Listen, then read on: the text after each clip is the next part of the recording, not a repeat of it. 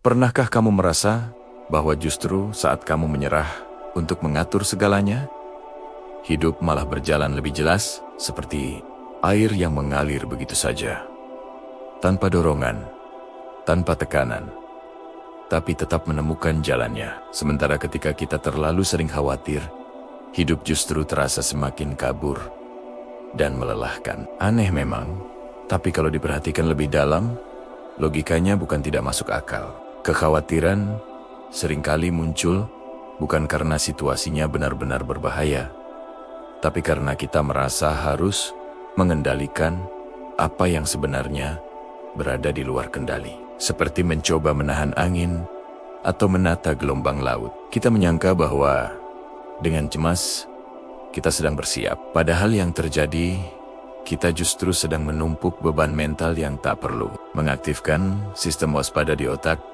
untuk ancaman yang belum tentu datang.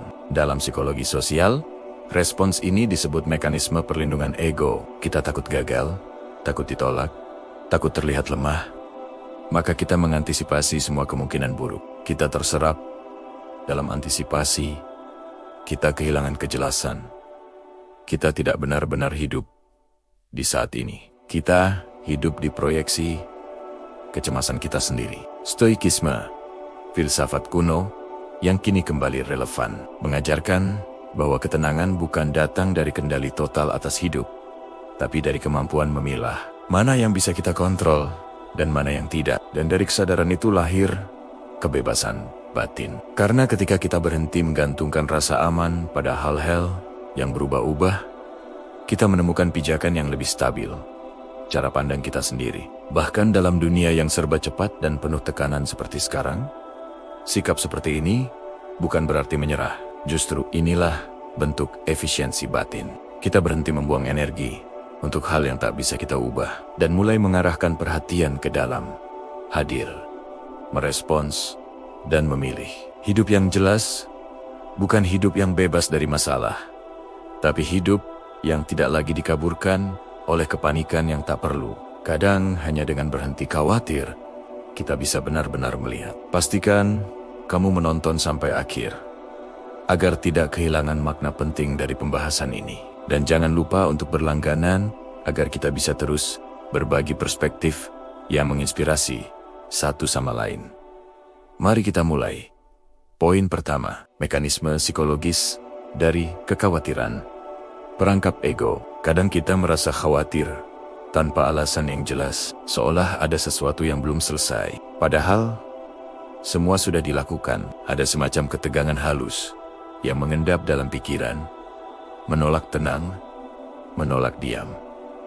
Pernah merasakan seperti itu? Kalau direnungkan lebih dalam, kekhawatiran jarang muncul karena situasi itu sendiri. Justru kekhawatiran seringkali muncul karena persepsi kita tentang bagaimana kita akan dilihat, tentang kemungkinan gagal, tentang apakah kita sudah cukup. Ini bukan sekadar emosi ringan yang datang dan pergi.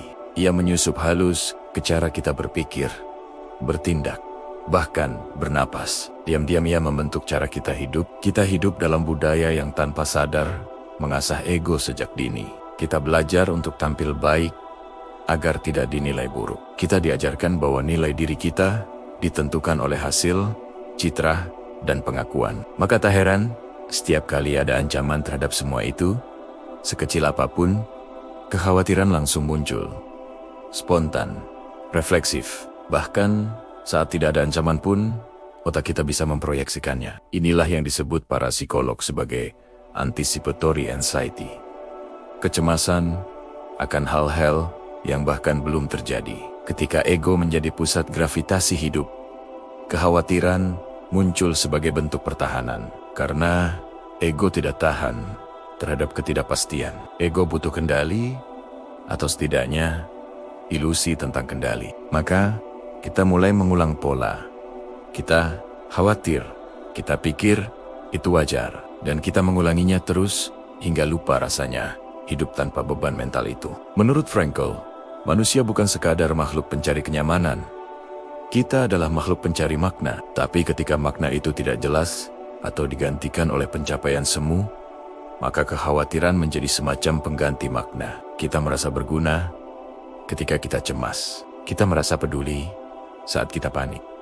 Padahal belum tentu. Stoikisme lewat Marcus Aurelius menyarankan pendekatan yang kontras, bahwa sebenarnya kebanyakan kekhawatiran kita tidak berasal dari dunia luar, tapi dari tafsir kita sendiri terhadap dunia itu. Kita lebih menderita karena imajinasi kita sendiri daripada kenyataan. Begitu kira-kira. Namun kita tidak bisa hanya menyuruh diri sendiri untuk berhenti khawatir. Itu seperti menyuruh lautan berhenti bergelombang, karena di balik gelombang kekhawatiran itu ada lapisan psikologis yang lebih dalam. Identifikasi, kita mengaitkan nilai diri dengan ekspektasi yang kita bangun sendiri. Kita takut gagal karena kita takut kehilangan makna diri. Kita takut ditolak karena kita mengaitkan harga diri dengan penerimaan. Inilah mengapa banyak orang, mungkin termasuk kamu, lebih lelah karena pikirannya daripada kenyataannya. Karena tanpa sadar, kita hidup dalam sistem mental yang terus-menerus menilai, membandingkan, memprediksi. Kita menyebutnya persiapan. Padahal kadang hanya mekanisme bertahan dari ego yang tidak siap terluka. Dan ya, kadang ego sangat pandai menyamar. Ia membuat kita merasa khawatir demi tanggung jawab. Padahal di dalamnya tersembunyi rasa takut akan dinilai gagal. Ia membuat kita terus bergerak sibuk. Padahal yang dikejar hanya validasi, bukan makna sejati. Pernah merasa begitu? Coba kita lihat dari sisi lain. Bayangkan, seseorang yang hidup di lingkungan yang sangat menuntut. Ia terus merasa bahwa ia harus lebih baik, lebih cepat, lebih banyak. Kalau gagal sedikit saja, pikirannya langsung penuh skenario buruk. Ia tidak menikmati hari-harinya karena terlalu sibuk meramal masa depan. Apakah ini benar-benar bentuk tanggung jawab? Atau sebenarnya bentuk kecemasan yang disamarkan? Ketika seseorang sudah begitu lekat dengan kekhawatirannya, perlahan-lahan kekhawatiran itu menjadi identitas. Ia bukan lagi tamu dalam pikirannya, tapi pemilik rumah. Dan saat itu terjadi, tenang justru terasa asing. Diam justru terasa mengancam, seperti ada yang hilang. Padahal sebenarnya yang hilang hanyalah ilusi bahwa kita bisa mengendalikan segalanya. Ini bukan berarti kita harus pasif, bukan? Tapi kita perlu mulai menyadari bahwa tidak semua suara dalam kepala kita benar. Tidak semua kecemasan adalah sinyal. Beberapa hanyalah gema dari ego yang terlalu lama kita beri panggung. Pertanyaannya sekarang, jika kamu berhenti mengikuti suara itu, siapa kamu sebenarnya? Dan lebih jauh lagi, bagaimana hidupmu akan berubah jika kamu menyadari bahwa kamu tidak perlu dikendalikan oleh rasa khawatir itu? Mungkin justru di saat kamu mulai melepaskan kontrol palsu itu, hidup mulai menunjukkan jalannya lebih jernih, lebih alami, seperti air yang akhirnya mengalir setelah batu-batu kekhawatiran itu disingkirkan satu persatu. Tapi itu baru permulaan, karena perjalanan dari kekhawatiran menuju ketenangan akan membutuhkan sesuatu yang lebih dalam. Kesadaran yang jujur tentang apa yang selama ini kamu pegang erat dan mungkin harus dilepaskan. Poin 2, esensi dari melepaskan bukan kemalasan, melainkan kesadaran. Ada momen dalam hidup di mana kita merasa sudah terlalu lelah, tapi tetap memaksa diri untuk terus menggenggam. Padahal jauh di dalam hati kita tahu, yang kita genggam itu bukan lagi sesuatu yang hidup, melainkan hanya bentuk dari ketakutan yang belum sempat kita akui. Kita takut terlihat menyerah, kita takut terlihat lemah. Tapi apa ia melepaskan selalu berarti kalah? Mungkin kamu pernah berada di situasi seperti ini. Hubungan yang sudah lama tidak sehat, pekerjaan yang membuatmu kehilangan arah, atau cita-cita yang ternyata bukan milikmu. Namun karena terbiasa mengaitkan harga diri dengan seberapa lama kita bertahan, akhirnya kita terus mendorong diri, meski arah dorongannya sudah tidak jelas. Yang menarik di zaman sekarang, bertahan dianggap sebagai simbol kekuatan, sementara melepaskan malah sering dilabeli sebagai bentuk kegagalan. Padahal dalam banyak kasus, yang diam-diam paling kuat justru mereka yang berani berhenti. Bukan karena mereka lemah, tapi karena mereka sadar bahwa tidak semua hal perlu diperjuangkan dengan gigi terkunci dan napas tercekat. Riset dalam psikologi juga menunjukkan bahwa strategi letting go justru berkorelasi dengan kesejahteraan emosional yang lebih stabil. Orang-orang yang mampu melepaskan hal-hal yang tidak bisa mereka kendalikan cenderung memiliki hubungan interpersonal yang lebih sehat, daya lenting yang lebih kuat, dan kejelasan tujuan yang lebih terarah. Itu bukan pasif, itu aktif. Tapi dari dalam, Marcus Aurelius dalam catatannya menyentil hal ini secara halus. Penderitaan bukan berasal dari kenyataan, tapi dari penilaian kita terhadap kenyataan itu. Maka saat kita melepaskan, yang dilepas bukan hidupnya, tapi penilaian yang tidak perlu. Yang dilepas bukan harapan, tapi ilusi kontrol atas sesuatu yang tidak bisa dipegang. Tapi kenapa saat kita mulai belajar melepaskan, justru muncul rasa bersalah? Karena sejak kecil, banyak dari kita dibentuk dalam kerangka berpikir, jangan menyerah, harus terus berjuang, kamu harus bisa. Kata-kata itu, walaupun niatnya baik, diam-diam menanam benih keyakinan bahwa kita tidak boleh berhenti. Bahwa kalau kita berhenti, artinya kita gagal, kita lemah,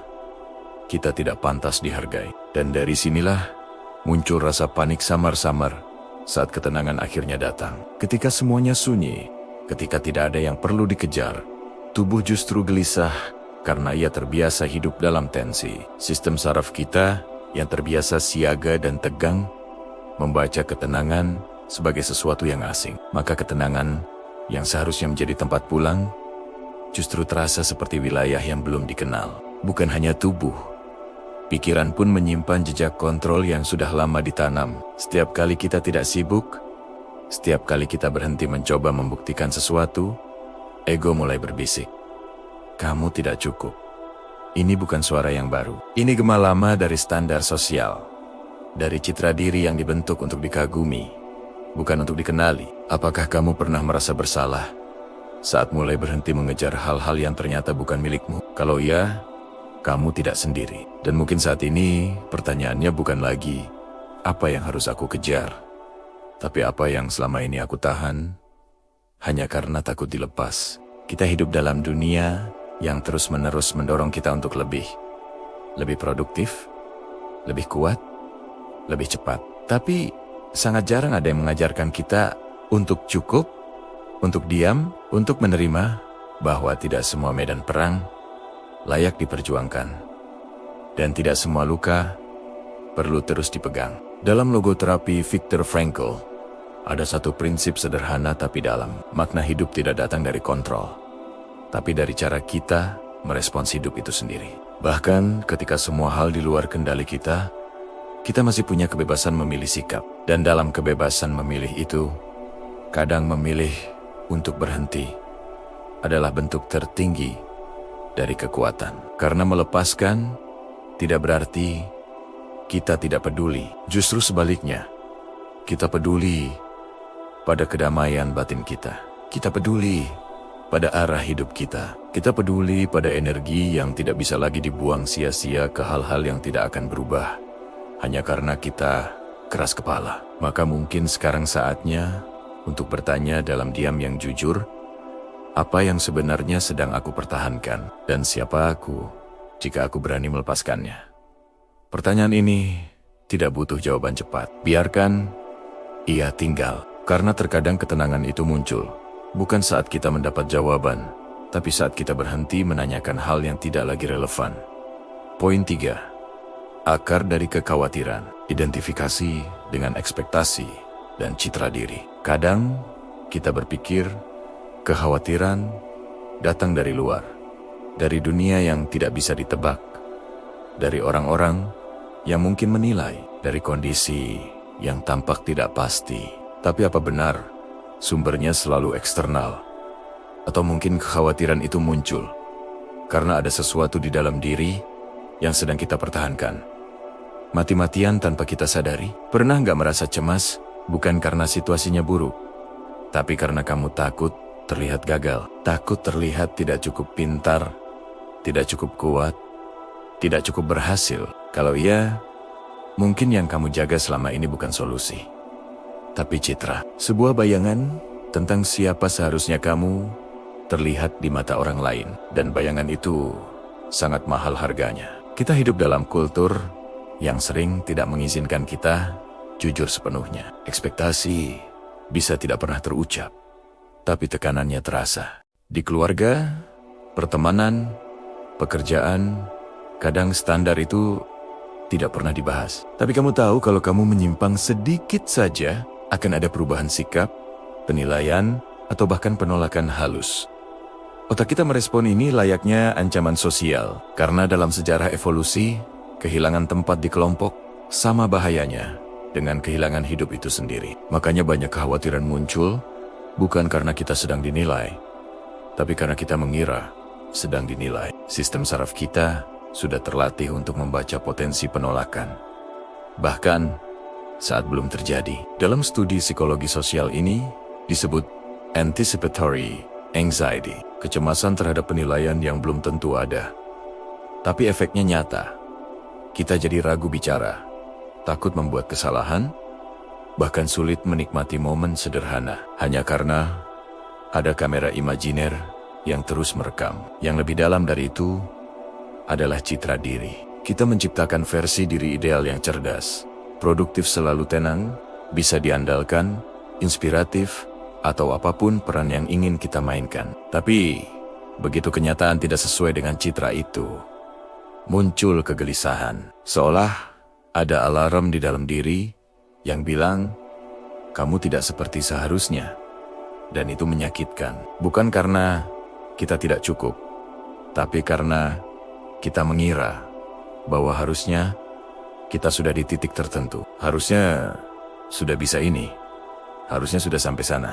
Kata harus itu muncul dari tempat yang tidak kita sadari. Ekspektasi masa lalu, penilaian keluarga, bandingan dengan orang lain yang tak pernah kita klarifikasi. Kita mengadopsi standar itu seolah milik kita. Padahal bisa jadi itu bukan suara kita sendiri. Stoikisme mengajak kita menantang itu bukan dengan melawan dunia, tapi dengan jujur melihat ke dalam. Marcus Aurelius pernah menulis bahwa nilai kita tidak ditentukan oleh pendapat orang lain, tapi oleh bagaimana kita mengendalikan pikiran sendiri.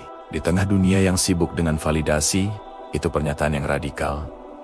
Tapi justru karena itulah ia melegakan. Frankl dari sisi psikologi eksistensial juga menyebut bahwa banyak kecemasan muncul karena kita kehilangan makna yang sejati, lalu menggantinya dengan citra. Kita hidup untuk terlihat, bukan untuk mengalami. Kita sibuk membuktikan diri ke orang yang bahkan tidak terlalu memperhatikan.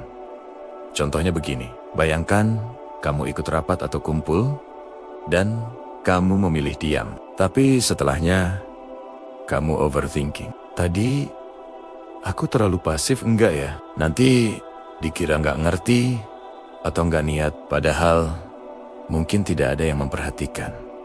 Tapi kenapa pikiranmu tetap sibuk? Karena yang kamu jaga bukan kebenaran, tapi persepsi. Kamu sedang mengontrol kesan, dan di sanalah akar dari banyak kekhawatiran. Masalahnya, semakin kamu jaga citra itu, semakin kamu jauh dari dirimu yang sebenarnya. Kamu mulai menyensor ekspresi, menyesuaikan opini, menahan spontanitas, hanya untuk memastikan kamu tetap sesuai dengan versi ideal yang kamu bangun.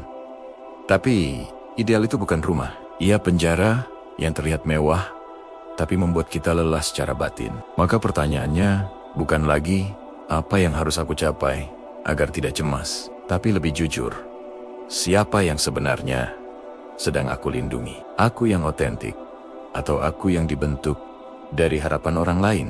Kita nggak perlu langsung punya jawaban, tapi cukup menyadari bahwa kekhawatiran itu muncul karena kita mengaitkan nilai diri dengan sesuatu yang tidak bisa kita kontrol, ekspektasi luar, dan selama itu yang jadi fondasi identitas kita, hidup akan terasa rapuh, penuh kehati-hatian, selalu ada rasa kurang. Tapi ketika kita mulai melihat bahwa kekhawatiran itu hanyalah reaksi bukan sifat.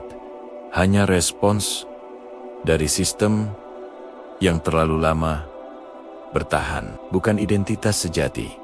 Maka mulai terbuka ruang untuk hadir, untuk tenang, untuk memilih ulang siapa kita tanpa beban citra. Dan dari titik itu, hidup tidak harus sempurna dulu, baru bisa jelas. Karena ia mulai bergerak saat kita berhenti menyamakan diri kita dengan ekspektasi yang tak pernah kita pilih. Poin 4. Proses transformasi dari kekhawatiran menuju kebebasan batin. Ada satu fase dalam hidup yang seringkali tidak terlihat dari luar, namun sangat terasa di dalam.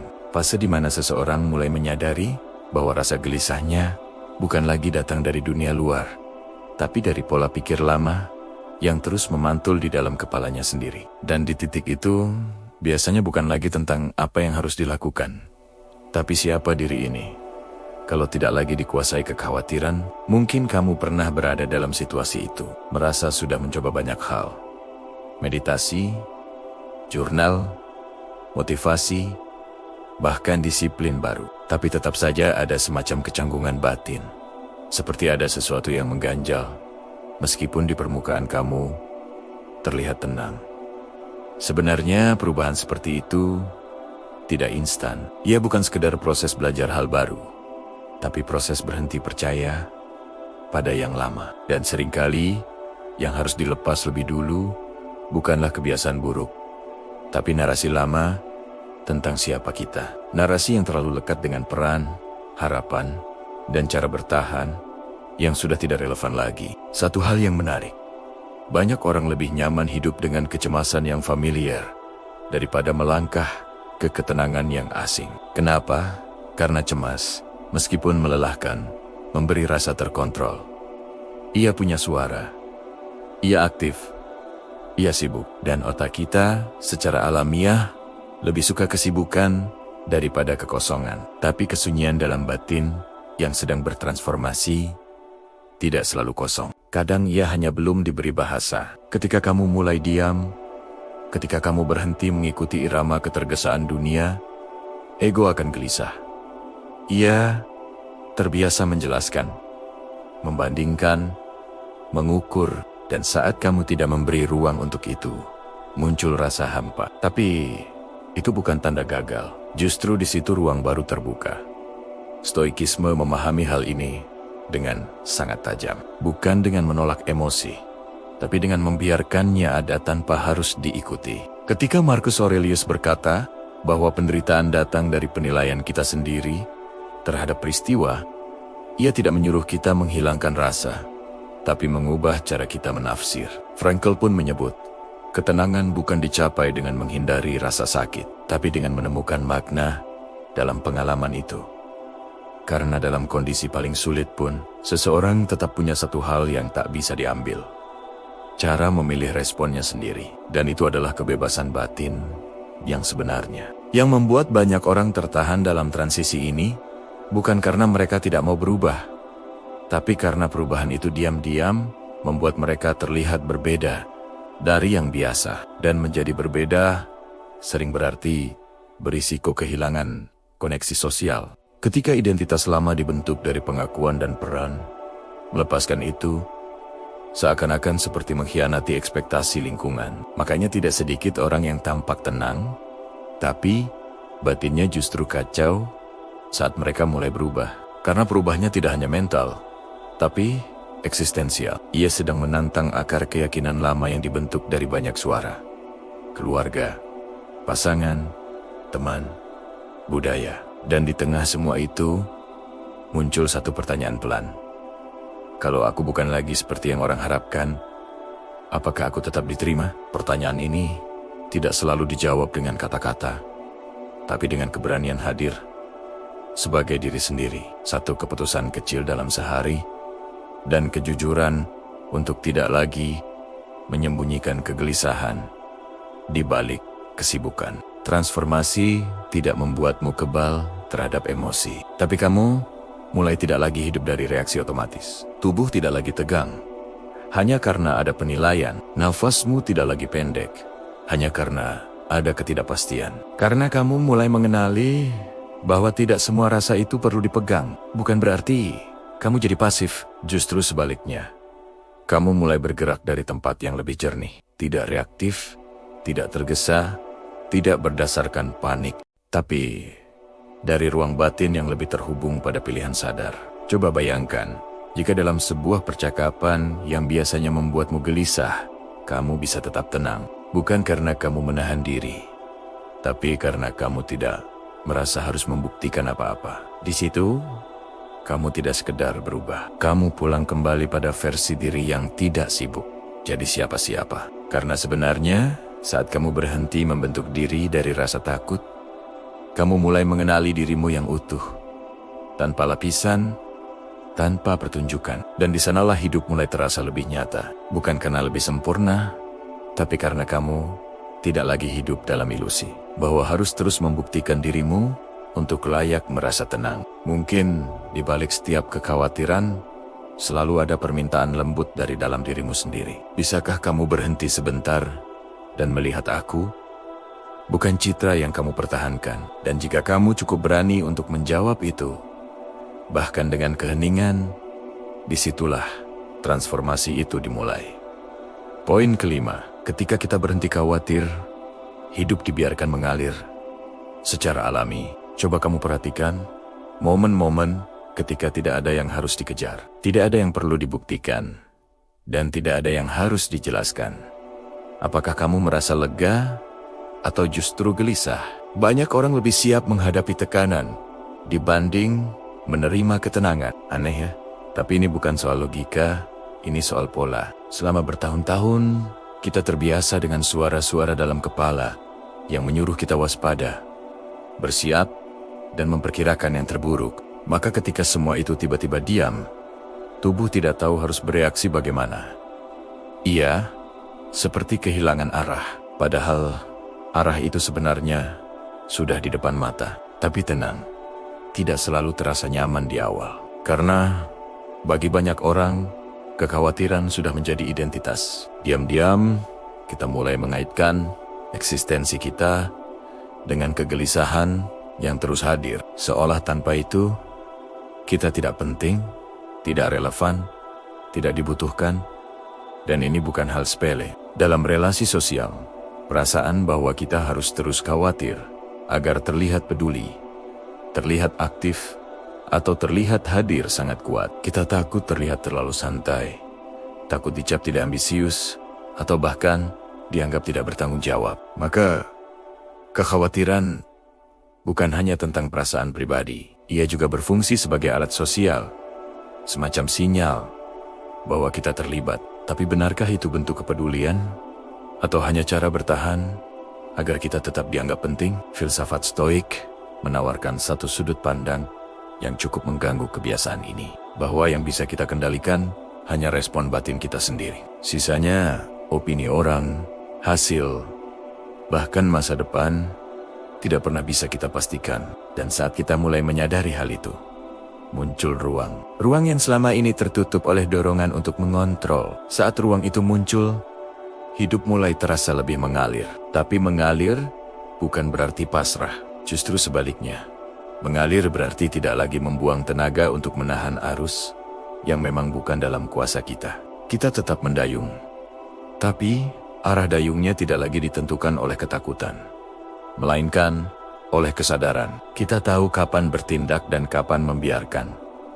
Contohnya begini, pernah nggak kamu rencanakan sesuatu dengan sangat detail, tapi hasilnya tetap berubah di luar kendali? Dan sebaliknya, pernahkah kamu lepasin sesuatu tanpa ekspektasi, lalu ternyata justru berjalan dengan lancar? Dua situasi itu bukan kebetulan. Kadang justru saat kita tidak terlalu terikat pada hasil, kualitas hadir kita meningkat. Kita jadi lebih adaptif, lebih peka, lebih sadar, dan itu bukan wacana semata. Riset dalam psikologi menyebut bahwa ketegangan saraf yang terbentuk dari pola pikir waspada kronis bisa mengganggu kemampuan otak untuk mengambil keputusan jernih. Otak kita lebih banyak berfungsi dalam mode pertahanan, bukan mode kreasi. Maka saat kita khawatir terus-menerus, kita sebenarnya membatasi akses kita sendiri terhadap kejernihan berpikir. Di titik inilah penting untuk bertanya secara jujur. Apakah yang kita kejar selama ini benar-benar solusi atau hanya strategi untuk meredam rasa takut? Banyak yang secara tidak sadar menjadikan kekhawatiran sebagai pegangan. Mereka merasa jika tidak khawatir berarti tidak peduli. Padahal bisa jadi justru dalam ketenangan kita lebih mampu bertindak secara efektif. Karena tindakan kita tidak lagi digerakkan oleh rasa takut gagal, tapi oleh pemahaman yang matang terhadap situasi. Dan ya akan ada masa di mana orang-orang di sekitar kita mempertanyakan perubahan ini. Mereka mungkin berkata, kamu terlalu santai, terlalu lepas, terlalu tidak seperti biasanya. Tapi ingat, respons mereka itu bukan tentang kamu. Itu tentang bias sosial terhadap ketenangan yang selama ini disamakan dengan kelemahan. Maka kalau kamu merasa lebih baik saat tidak lagi khawatir, jangan buru-buru merasa salah. Mungkin yang berubah bukan kamu kehilangan arah, tapi kamu akhirnya berhenti menyamakan arah dengan tuntutan. Apa yang terjadi kalau hidup dibiarkan mengalir? Banyak hal justru mulai terlihat lebih jelas. Hubungan yang tidak tulus terurai sendiri. Pilihan-pilihan penting muncul dengan sendirinya karena tidak lagi dibutakan oleh dorongan untuk membuktikan diri. Kita jadi tidak lagi reaktif, tapi responsif. Tidak lagi mengejar validasi, tapi memperkuat koneksi. Tidak lagi sibuk memperindah citra, tapi memperdalam makna. Dan bisa jadi justru dalam ketenangan itulah kita mulai menyadari bahwa hidup tak perlu dikendalikan sepenuhnya agar bisa berjalan dengan baik. Mungkin yang perlu kita lakukan hanyalah berhenti menahan aliran itu. Biarkan ia mengalir, karena yang sejati akan tetap tinggal dan yang palsu akan terbawa pergi dengan sendirinya. Kesimpulan di titik ini, mungkin kamu mulai menyadari satu hal yang sederhana tapi tidak mudah diterima. Selama ini, yang paling melelahkan bukanlah hidup itu sendiri, melainkan cara kita menghadapinya. Terlalu banyak energi habis untuk berjaga, menebak, dan mengantisipasi hal-hal yang bahkan belum tentu terjadi. Dan ironisnya, semua itu sering kita anggap sebagai bentuk tanggung jawab, kepedulian, atau kedewasaan. Padahal, jika ditelusuri lebih dalam, kebiasaan khawatir jarang lahir dari kebijaksanaan. Ia lebih sering diwariskan bukan lewat nasihat eksplisit, tapi lewat suasana emosional yang kita serap sejak lama. Cara orang-orang terdekat bereaksi terhadap masalah, cara mereka memaknai kegagalan, cara mereka menilai diri sendiri. Tanpa sadar, kita belajar bahwa hidup adalah sesuatu yang harus selalu diwaspadai. Dan lama-lama, kewaspadaan itu terasa normal, bahkan terasa aman. Inilah sebabnya mengapa banyak orang bertahan di dalam ketegangan batin meskipun lelah. Karena ketegangan memberi struktur, ada yang dipikirkan, ada yang dikhawatirkan, ada ilusi kendali. Sementara ketenangan justru terasa kosong, sepi, dan jujur. Terlalu jujur, karena dalam ketenangan tidak ada lagi alasan untuk lari dari pertanyaan yang selama ini kita hindari. Filsafat Stoik dan pemikiran Viktor Frankl bertemu di satu titik penting. Hidup tidak bisa dikendalikan sepenuhnya, tapi sikap kita terhadap hidup selalu bisa dipilih. Ini bukan ajaran untuk menjadi dingin atau pasif, tapi justru ajakan untuk dewasa secara batin. Dewasa berarti berhenti menuntut dunia agar sesuai dengan kecemasan kita dan mulai menata respons dari dalam diri. Banyak ketakutan kecil yang kita anggap remeh ternyata membentuk cara kita memandang dunia. Takut mengecewakan, takut salah langkah, takut tidak cukup. Ketakutan-ketakutan ini bukan fakta, tapi filter. Ia membuat realitas terlihat lebih sempit dan lebih berbahaya dari yang sebenarnya. Dan selama filter itu tidak disadari, hidup akan terus terasa berat, meskipun secara objektif tidak selalu sulit. Menariknya, keresahan yang terus muncul bukan selalu tanda bahwa ada yang salah dengan hidupmu. Bisa jadi justru sebaliknya. Bisa jadi itu tanda bahwa cara lama tidak lagi selaras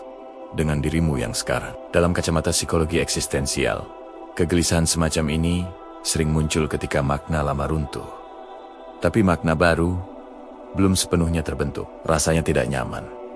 Tapi sebenarnya, itu proses penyesuaian menuju hidup yang lebih jujur. Itulah mengapa momen damai sering terasa aneh, bahkan memicu rasa bersalah. Kita terbiasa mengukur nilai diri dari seberapa sibuk, seberapa tertekan, seberapa berjuang kita terlihat. Ketika semua itu berhenti, muncul pertanyaan sunyi. Kalau aku tidak sibuk dan tidak, siapa aku? Dan pertanyaan itu menakutkan, karena jawabannya tidak lagi datang dari luar. Namun justru di sanalah letak kebebasan batin. Orang yang berhenti berperang dengan pikirannya sendiri, sering memancarkan sesuatu yang sulit dijelaskan. Bukan karisma yang mencolok, bukan dominasi, tapi kehadiran yang tenang. Tidak sibuk membela citra, dan anehnya justru karena itu kehadiran mereka terasa kuat. Menjadi tenang memang terasa lebih menantang daripada terus sibuk. Karena ketenangan memaksa kita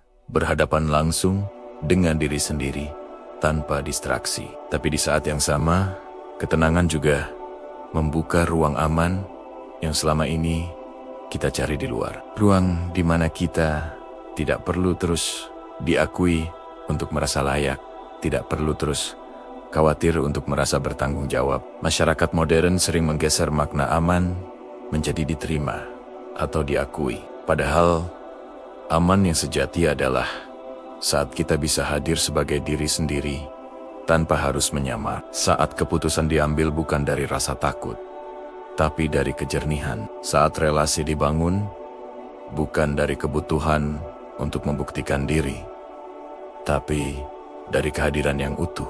Dan ketika seseorang berhenti mengidentifikasi diri melalui kekhawatiran, perubahan itu terasa nyata. Meskipun tidak dramatis, cara bicara melambat, reaksi lebih lembut, konflik tidak lagi dipersonalisasi.